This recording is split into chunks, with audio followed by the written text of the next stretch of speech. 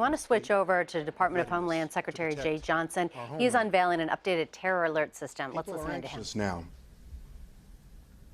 they should know and they need to know what their government is doing to protect our homeland. First, as the President explained on Monday at the Pentagon, we're engaged in a bombing campaign against the Islamic State in Iraq and Syria to take the fight directly to that terrorist organization. This has included training and equipping ground forces in Iraq and Syria. 2, law enforcement.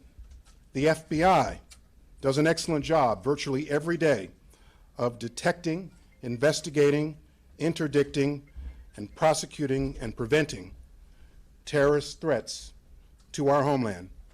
Arrests are made on a regular basis. 3, aviation security.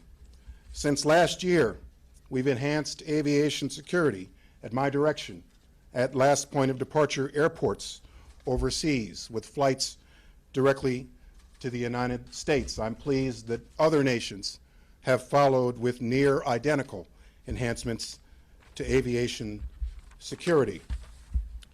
In July, I gave the new administrator of TSA a 10-point plan for improving aviation security and airport screening domestically. That plan has been and is being implemented on schedule. Earlier this year, TSA and I issued guidance with regard to airport security. More guidance on airport security is forthcoming. In response to the crash of MetroJet 9268, I directed further aviation security at certain airports in that region with respect to items brought on aircraft, and an inspection and evaluation of airports in that region. 4, with regard to the potential travel and immigration to the United States of those who may be suspected of terrorism. Last year and again this year, I directed a series of security enhancements to our so-called visa waiver program. I'm pleased that Congress is also involved in this effort to strengthen our ability to enhance the security of our visa waiver program. We routinely deny boarding and travel to those with potential terrorist connections into this country. At the State Department and at the Department of Homeland Security, we have in place now a multi-layered, thorough process for vetting refugees for resettlement in this country. This is particularly true with regard to Iraqi and Syrian refugees. The process is multi-layered, thorough, and takes on average 18 to 24 months to complete for every single refugee. This includes consulting databases and agencies in the law enforcement and intelligence community. As you heard the other night, the President has directed the State Department and the Department of Homeland Security to also conduct a review of the K-1 visa process, visas for fiancés, which we are doing. Under my leadership as Secretary, we in fact began to consult social media in connection with conferring various immigration benefits, and we will be doing more of this. Any reports or partial reports to the contrary are simply false. 5, since last year, we enhanced our Federal Protective Service at a number of federal buildings around the country.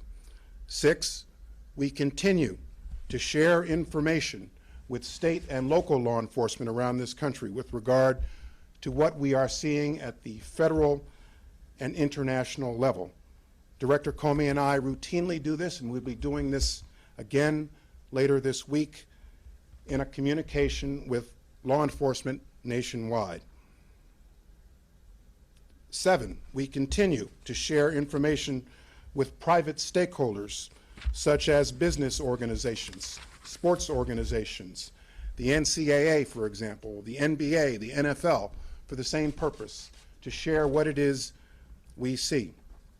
8, as should be obvious to the public this holiday season in particular, there is a heightened security and law enforcement presence at public events and public places across the country. Law enforcement, national security, Homeland Security personnel are working overtime to protect the American public and to protect the homeland. 9, we are building relationships with Muslim communities across this country. We are calling upon Muslim communities and Muslim leaders to, in effect, if you see something, say something. ISIL has targeted Muslim communities across this country. We are building bridges with Muslim communities, encouraging them to work with us and working with them. These are just some of the things we are doing to protect the homeland.